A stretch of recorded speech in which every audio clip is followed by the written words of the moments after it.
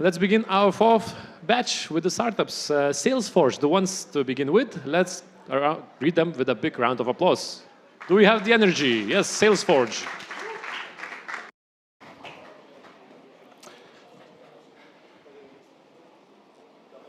Hello, everybody. My name is Frank, and with over a decade of B2B sales experience, whether that's leading large sales organizations or being an individual contributor, I always struggle to personalize cold email outreach at scale.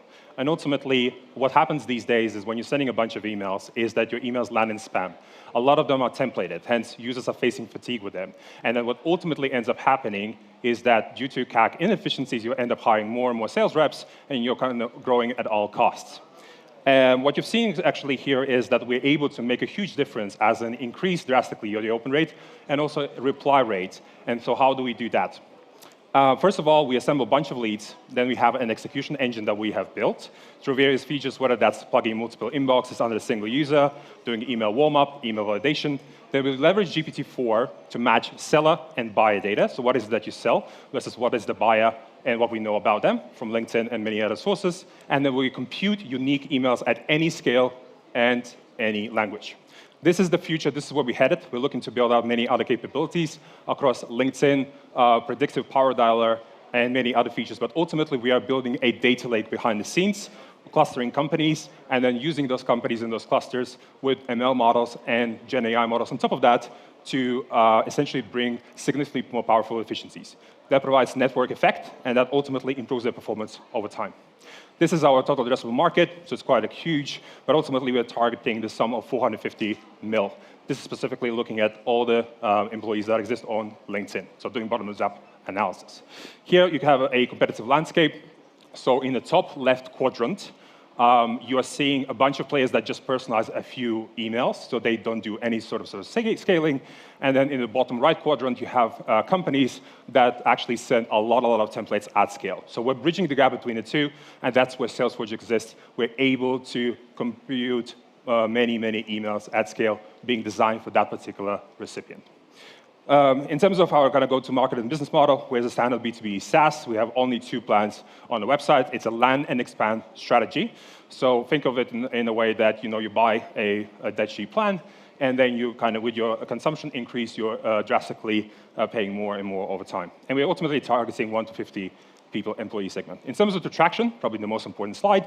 So we've been live for just 3 months. We're growing quite nicely, 5.2K MRR with 52 paying clients, 104% NRR, ARPA of about $99, and the highest paying client of $476 with various examples that you're seeing in front of you, the types of clients that we work with right now. In terms of the team, still a top 1% team, naturally. On my side, I do sales, marketing, customer success, so all the go-to-market stuff. And then I have an awesome team in the audience here, Daniel, that does the back end, and David, that does the front end. In terms of the runway, in terms of the pre-seed, we're raising a 500K ticket round where we already, just yesterday, received a commit from a client for 200K. And last but not least, to finish off, we also became the top 2 product on Product Hunt yesterday. Thank you so much. Great. Thank you very much. Great. Questions? Yes, thank you for the presentation. In the competitive landscaping, you mentioned a couple of competitors, but they're kind of like legacy. Do you know any competitors that just emerged recently with the, with the emergence of ChatGPT and everything else? No, so programmatically computing emails at scale, I don't have a direct competitor for that particular segment. So that's the segment that we're in. As in, imagine computing hundreds and thousands of unique emails to every single recipient rather than templates, and delivering that. That improves the buyer experience and improves naturally the sales results. You should check the recent batch of YC. I think they had like 4 companies there. Or they do something similar. Yeah, but not on the scaling front. Yeah, so they usually do one or the other. Yes. I just wanted to clarify, what is really your proposition? Is it a platform that optimizes emails being sent, right? Or is it, multi-channel platform for salespeople? Currently, it's just email. We're looking to add LinkedIn and a dialer in Q4, so very soon. So it's going to be a fully fledged platform. However, now the value proposition is to deliver a unique email to every single one of your prospects at any scale, any language, which drives a significantly better buyer experience and allows you to drive better sales results, meaning higher open rate, higher reply rates, ultimately more meetings, more deals booked. We have already validated that, we have already seen that. And the other value proposition when we're talking to a VP sales or a CFO at any company is we're able to help them to attain their revenue target with the least number of reps, because we designed the software in a way that allows to drastically increase output for one sales rep, meaning 10x. So we can make one single SDR output as 10 SDRs right now. Okay, but One we are actually out of the time, so... Yes, output of, yes. Okay. Let's stop here. Thank you very much. Great presentation, great questions. Salesforge, thank you.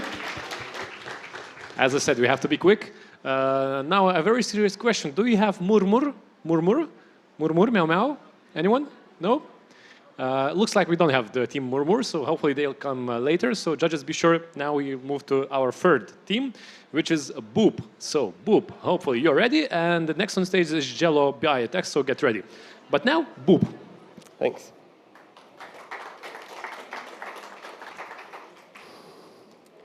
Do you have pets? I do.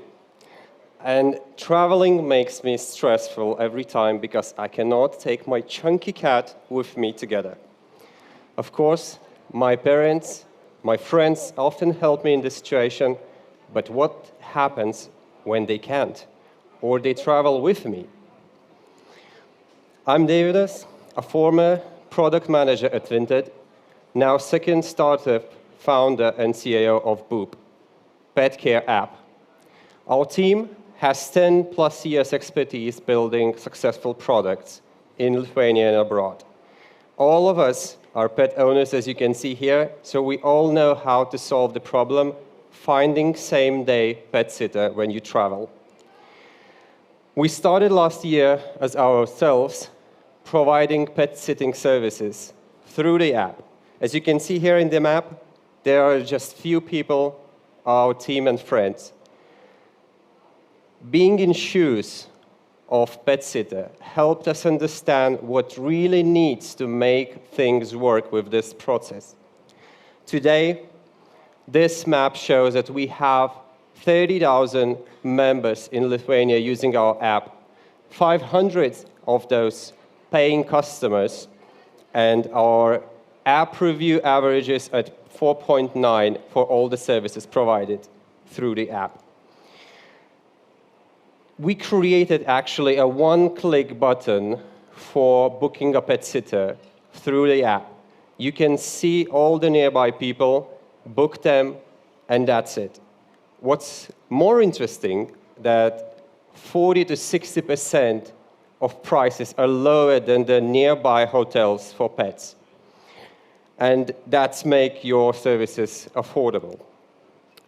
As today for this year, sitters on our app made 40,000 euro, and it's still growing. Our average customer lifetime value is 400 euro, and we take 80 euro out of it as a fee. And our paying customer acquisition cost varies from 25 to 40 euros. Our biggest rival is in US, and it's doing this business for more than 10 years. Europe is just emerging in this area. We are still having a lot of countries to enter, and Rover is expanding to Europe, showing that this is the right moment. I want to celebrate that yesterday we landed 300K to our bank account as a first investment, and 70% of it will be used for customer acquisition. We are now raising 9 to 12 months, 1 million round. So join us to make this possible revolution in pet sitting industry. Thank you. Very positive, very positive. Questions? Yeah, I have a question. So thank you. Nice name, Murmur. Yeah, but... Boop. We have Boop. That's here. Boop. Oh, Yeah. sorry. Once again, this is Oh, Boop. sorry once again. Yeah, so basically I have a question about who's paying, because you mentioned that you have quite a big family, but not a lot of paying customers. So who's the one paying, and where's the problem that not all the customers are paying? Yeah, so we have a variety in our app. A lot of people are there just wondering. Some of them are providing services because anyone, anytime can start providing services. And I think that in the platform and marketplaces industry, 2 to 3% paying customer is a good rate. So scaling this business, as we saw, maintains a 2% to 3% paying customer, and we still can work with this audience inside the app.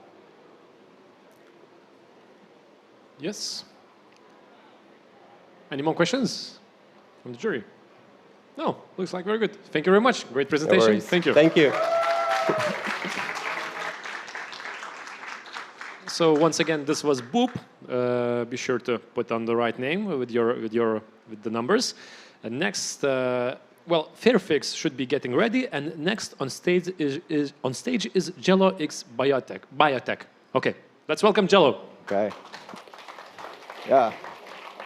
Hello, everyone. We are JelloX Biotech from Taiwan, and we provide a next-generation pathology platform for precision health. And first of all, what is pathology diagnostic? Actually, the pathology diagnosis is responsible for the most precision examination in the whole diagnostic workflow. They can do like a cell-level diagnostic to determine which drug, which surgery, which treatment should be applied on the patient. But you can see that the pathology diagnosis is now done by this.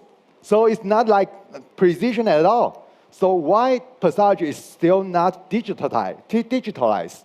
Actually, many big players such as Philips or Leica want to do the digital pathology, but that met many challenges. So now it's less than 5% practice of full digital in pathology.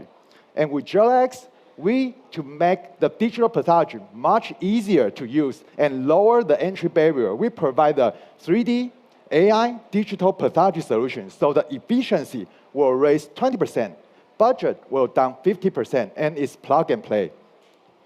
And we are a university spin-off startups, and we now running for 4 years, and we're still alive, and we are keep doing good. And we have our own patent technology. We have 15 granted or pending patents, so we have our unique technology. And what about our business model? The hospital can implement our solutions and then can provide the digital pathology and the intelligence pathology to the pharmaceutical companies and to the patient. And so now we have like more than 30 physicians and more than 8 institute customers. It's a paid customer. And our revenue is double from 2021 to 2022. And this year, we target 1 million. And now we have 1 million PO in hand. We just need to finish that.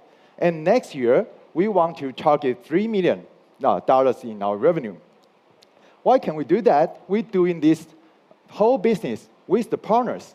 We partner with Intel and with Roche, and then helping us to do business in Taiwan. And now, this year and next year, we're doing business in the whole APAC region. And now we're seeking for 0.5 to 1 million investment to explore and boost faster to explore the Euro market. To do that is our intelligence pathology solution. Okay, so this is my last slide. Thank you for your listening. Thank you very much. We're right on time. Yes, questions? Proper deep tech solution. Congratulations on building a complex business in a complex area. You have a lot of patents, a lot of IP. How much of that is hardware? How much of that is software? Okay. And how are you approaching big pharmas? Because I've heard that hospitals are your patients. Yeah. What's your proposition to big pharma? Okay. So 2 questions in one. Okay. Thank you. Our patent actually cover both hardware, software, and also preparation.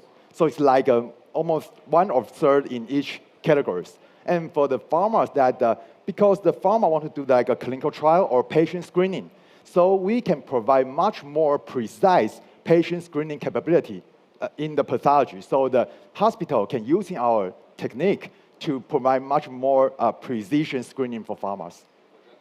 Yeah. Okay. Yes, the jury? Any more questions? Sorry, how do you price it? Okay, we do like an annual subscription service that if you subscribe our solutions and you get the annual pay. But we also do like a contract research for farmers. If the farmer want to give us a big ticket, we will take it. So, but basically, we do like annual subscription service. And how long is the sales cycle? Sales cycle, we take about like 2 to 4 months to convince the hospital to implement our solution. Yeah. Great. Anything else from the audience? Maybe? No, joke. Oh, The okay. team behind. Yeah, yeah. You know, because we are a university spin-off team, so you know, the professors quit their job to join our company as a CEO. And this is, you know, I'm a former PhD student. This is my PhD thesis. And now we, you know, make it come true, become a product. Yeah. Great. Amazing. Thank you very much. Thank you. Round of applause for Jello. JelloX. Also, just a short announcement. So the teams from Fideum Group, Embedded Ocean, and Greta, if you are here, you should be already putting on your microphones. So be sure to go on that place at the end of the room. Yeah, that way. Yep.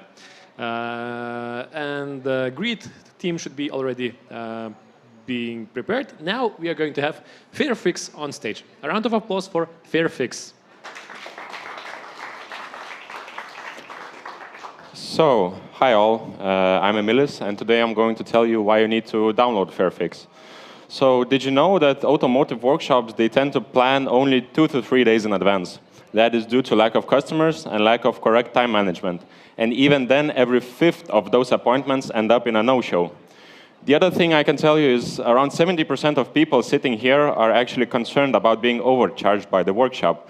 That is due to not transparent industry and unreliable estimations. So what we've done, we've created a platform so our customers can trust in the workshops by providing them precise time and quality estimations. And for our workshops, we've created some excellent time management tools so they can operate more efficiently. So our target partner would be a small to medium-sized workshop that is growth-oriented, and our target customer is someone, actually anyone, with a vehicle that has an expired warranty. So the market size is around 130 billion euros. There are around 250 million vehicles in Europe only that are around 12 years old. So you can imagine that they need quite a bit of fixing. And around 450,000 workshops are in Europe, and they have only 2 workers on average, so they are quite small. The competition is harsh, but what we have an algorithm to minimize no-shows, and for our customers, we have easy price and review comparison. We also have the history log, which helps when it comes to selling the vehicle. We have My Vehicle Information, which has all the necessary information for your vehicle when you have to service it. And on the top there, you can see the marketing banner. That is for our workshops to have some visual ads. So mainly, we're going to monetize our partners through monthly subscription, and there will be some smaller revenue streams from the customers. This year, we would like to end on 13,000 euro revenue. Next year, around 200,000. The year after that, around 500,000 with 18% of Lithuania's market share. So right now, we are acquiring our partners through cold calling and call emailing. Our customers are coming from Meta ads and target Facebook groups. So right now we have 15 registered partners, and around 43% of our call calls result in partnership, and 160 customers that cost only 10 cents to acquire each. Next quarter, we are focusing on customer acquisition. The year after that, on workshops to our platform. And this is the team, me, Laura, and Lucas. We are the co-founders. We have expertise in transport management, in marketing, and in car sales. And the rest of the team is responsible for the legal side and the technical side of the project. We're also backed by TechHub. We're seeking for 50,000 euros investment so we can reach the break-even point at year 2024. And we're also looking for people with inside industry knowledge. Oh, thank you for listening. Thank you, FairFix. Yes, the questions? Yeah, my question is, how do you price your clients? Would you provide, SaaS for free, to repair shops, and then charge, transaction fees? Yeah, so we are still quite early, so we are looking at different models. But right now, as we are set up, we have a monthly subscription fee, a fixed fee, and a small commission fee for a new client, every new client we bring. And the other smaller streams will come from our customers.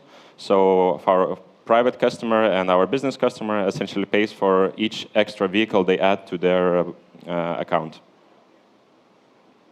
Actually, I have a question about the team. You showed the slide, and actually we're a lot of people. So how you shared responsibilities, and how many founders you have in the team? Okay, so we are the 3 founders. We have all of the shares, and the rest of the team is actually outsourced. So we are paying money for professionals to do it, as we do not have expertise in IT and the legal side.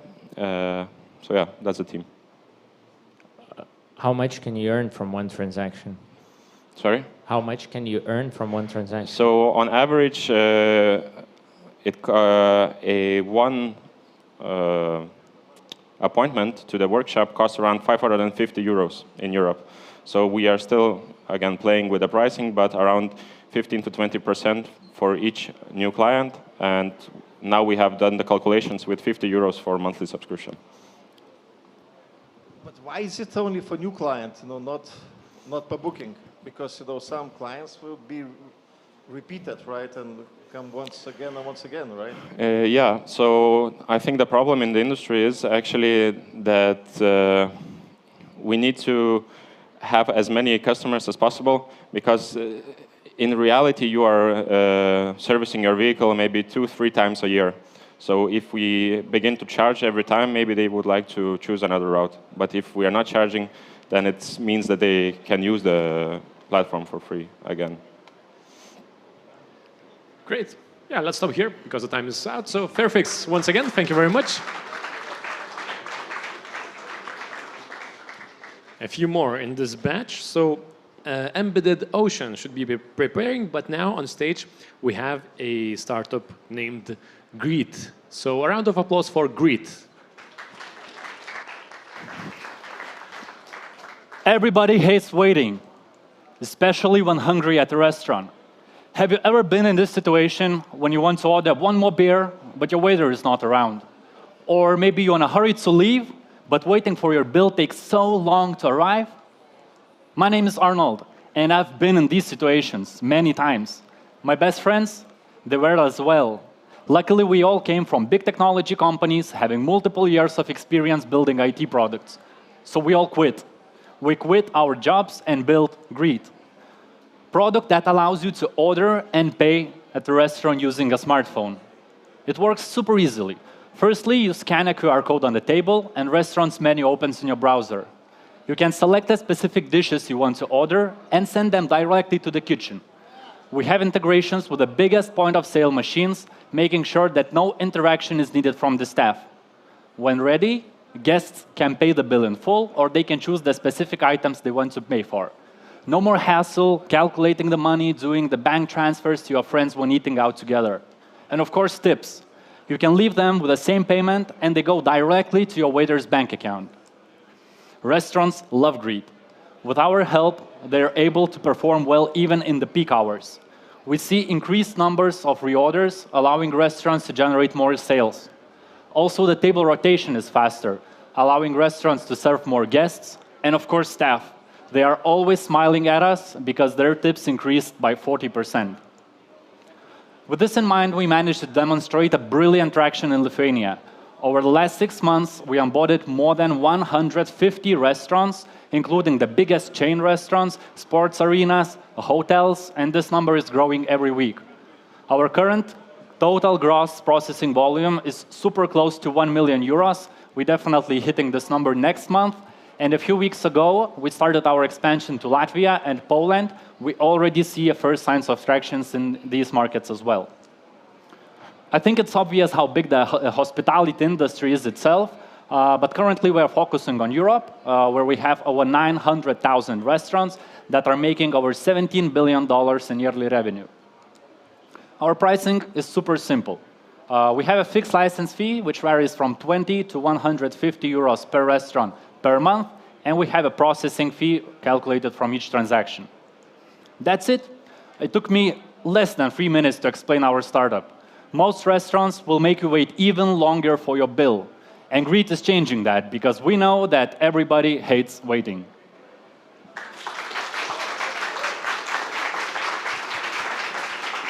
Thank you very much. A lot of people agree in the room. Let's hear from the jury. Do you know any examples of successful companies doing something similar in the US or maybe in some other European countries? Yes, there is And one. unsuccessful too. Yes, in US, there is a point of sale, the cashier machine that is doing the same. So they launched a public offering to the stock exchange. So they're a huge company, but their main focus is US. And in Europe, we have a Sunday app. They launched around 1 year ago. And they're currently focusing on UK and France markets. So yeah, that's a competition. I have a practical question actually. So for example, I'm using your app and just want to leave a tip and something happened with the apps. For example, I wanted to leave 5 euros, but I left 10 euros. So who is responsible for that? Do you have any specific support? Because I should talk with bartender or I should call your app? Just Yeah, definitely. So yeah, we have 24/7 support. We want to make sure that the restaurants are working as easy as possible, making sure that no hustle is coming from their side. So if everything goes wrong, restaurants, technically they can do it from their own end, but we help them a lot, and in case any like refunds, changes in the order, whatever, we are doing that right away from our office. We good? Are we? Yep. Looks like. Thanks. A round of applause Thank you. for Greta. And best of luck. The ones who should be getting ready is Fideum Group, and the next on stage is Embedded Ocean team. So let's welcome Embedded Ocean. A round of applause. We still have some energy. We are convinced that the future of industry is data-driven. And with our edge software platform, Xentara, we will provide an important building block towards that future. I'm Michael, co-founder and managing director of Embedded Ocean, home of Xentara. Since at least 10 years, we talk about Industry 4.0 and the smart factory. Reality, however, still looks like this. A lot of hardware, a lot of interfaces, a lot of protocols. Yes, there is data, but data is usually buried in silos, locked away in black boxes. So no wonder that implementations of Industry 4.0 are still limited to pilots. Current IIoT solutions are addressing at best 50% of the solution, of the problem. Yes, there's data aggregation, there's data analysis, and there might be alarms telling you something is going on down there, please go check and fix it. This is what current providers are essentially doing, data aggregation. We're convinced that we need to close the control loop. We need to trigger action in real time. We need to provide the assets, the industrial assets down there, machines, with the capability to self-optimize themselves constantly. And this is what Xentara is enabling. So what does this bring to our customers? Innovation. We are, by handling doing the grunt work of interface management and connectivity, we are freeing up capacity for our customers to innovate, to focus on the application. Number two, process and product quality. Our guaranteed timing model, deterministic timing model, allows entirely new control concepts. It's about time to disrupt the 30 years old ways of controlling machines. And number three, flexibility. By Xentara providing a real digital twin, our customers can validate and simulate things in the virtual world before moving into reality. We have started this journey about 3 years ago. We are a founding team of 4 people with more than 100 years of experience, which is another way of saying we are rather old. We have grown the team to about 20 guys, and we've won some important customers along the way, among them System Air out of Lithuania here. And in order to make this transition from startup to scale up, we are now asking for 3 million of capital to move to the next step into this serious deployment. Thank you very much. Happy to get your questions. Thank you. Now the questions. I have a quick question. So who is really your customer? It's currently mainly machine builders, machine providers, so packaging machines, laser welding machines. But in a second step, it will be the user of those machines, so the production guys running those machines. But initially, we try to get into the machines, and then in a second step, the horizontal integration on the production lines themselves. I'll be honest, I didn't get the control loop part. I'd like to hear more about that. Can you tell us about how you're helping BMW, for example, with the control loop and feeding back the data to control the machines to self-optimize? That would be super interesting. Yeah. So we're currently preparing a demonstration for BMW. They are rebuilding the IT infrastructure of their production plant. And they're moving a lot into the cloud, obviously, but they're saying for the control part, obviously this needs to be local. And they're saying we cannot continue doing things like we did for the last 30 years. We have PLC controllers, programmable logical controllers, that are doing the job, but they are fairly closed systems. So BMW wants to open them up in order to be able to bring machine learning and artificial intelligence down to the process. And our Xentara platform is kind of an intermediary between the actuator and the cloud instance or the AI engine on top of it. How scalable is it? How much of consulting do you need? And what is the revenue? Yeah.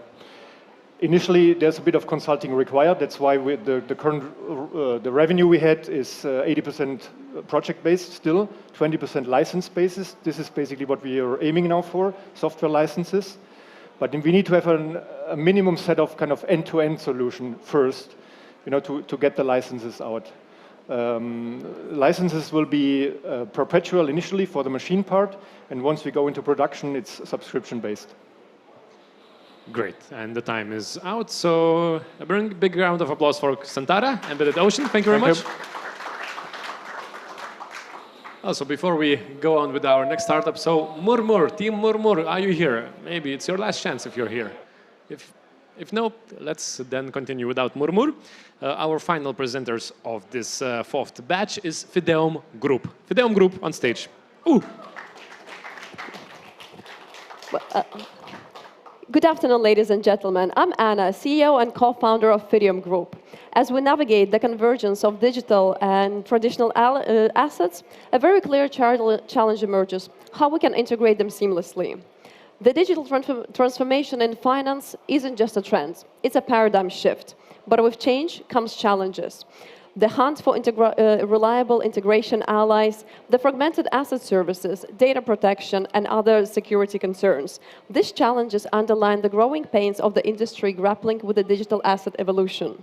Here, where Fideum makes its mark, we don't merely offer a solution, we redefine integration. Our proprietary unified network of blockchain, services, and regulatory tools ensures and assembles everything into one accessible backend. It is not just about piecing things together, it's about consolidating and simplifying the process, addressing the very challenges that hinder digital asset adoption. Grounded in our microservices architecture, our solutions can integrate virtually any industry service, ensuring that our partners and clients are always on the cutting edge. Our IP is the cornerstone of this flexibility, allowing and enabling financial institutions, our clients, to evolve seamlessly into the world of digital assets. We've been instrumental in providing turnkey solutions for both B2B and B2C clients, from OTC platforms to traditional banking and cards. Every solution is rooted in our robust IP, ensuring that our partners and clients are equipped for the future. With Fideum, financial institutions, they can swiftly respond to market dynamic and cater to an audience that is increasingly hungry for digital asset solutions. Our achievements underscore Fideum's adaptability and expertise in the financial sector. Holding 4 global licenses highlights our dedication to compliance and legitimacy. And with 30 institutional partners and in 120 countries, our reach is genuinely global. On the retail side, with about 75,000 users and $500,000 in revenue, while our institutional domain, we've secured 360,000 in revenue, affirming that our solutions resonate with customers. I'm very happy to say that right now we are onboarding 250,000 retail customers, and we have 40 institutional B2B customers on board. And this will allow us to secure 2.8 million in revenue until end of this year. we have the vast array of different commercial solutions, from contemporary payment rails to equipping our clients with ready-made solutions. We allow them to diversify their asset portfolio offerings, effortlessly blending TradFi and digital assets under one roof. We offer them and their clients tailored experiences, and this really allows them to enhance their engagement, and revenue streams, of course. Our tech is adaptable, and we're very ready for CBDC, digital central bank, central currencies. Of course, we are integrated with MasterCard's multi-token network, and this will allow us to further enhance our transactional capabilities. The market is large and it's growing every year, and we're in a very good position to capture a fairly big chunk of this market. Right now, we're in Series A. We're raising 6 mil, and currently we secured 4 with our lead investor. These funds, they will allow us to achieve very important milestones. First of all, it will help us to onboard 600 new corporate clients, to fully onboard and accommodate 250,000 of new retail clients for our card program, as well as to reduce our third-party costs by 50%. Operationally, it will allow us to further streamline operations. And of course, none of this would be possible without my amazing team, and some of them are here.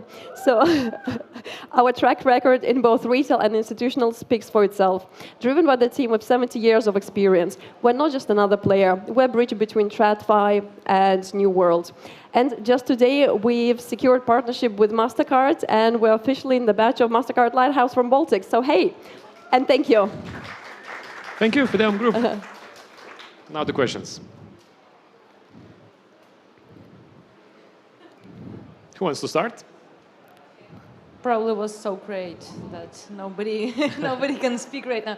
Yeah, maybe I didn't catch that, but can you please elaborate on the revenue streams that you're getting? So currently we have 2 revenue streams. On B2B, it's very traditional SaaS with monthly subscription and transactional, and B2C is transactional. We take a small fee per transaction. I was too slow, so I probably didn't get a lot. Who's your customer? You speak too fast. It's really hard to I'm sorry, follow. just very hot. Yeah, probably it is, but we are not so thinking fast, and it's, at least I'm talking for myself. So I still didn't get who's your customer. So on the B2B side, we service financial institutions, fintechs, and small and medium enterprises. And this is a SaaS model, as well as we have some of the white label clients. What problem? What problem do they have when you serve? A lot of, especially small and medium companies, as well as fintechs, as well as licensed financial institutions, they want to tap into growing sector of digital assets. And now with the European regulation, they would like to, but they can't. They don't have an infrastructure, or they have legacy infrastructure. And this is where we come and play. So you're selling infrastructure for fintechs that want to have digital assets? Absolutely. Fintechs and financial institutions. May I?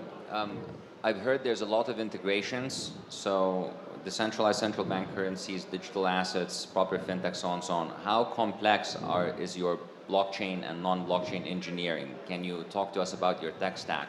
Absolutely.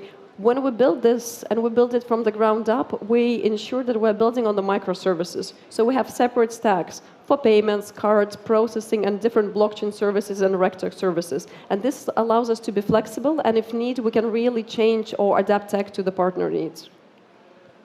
Great. Now we're done with the time, so thank you very much, Fideum Group. Once again, a round of applause.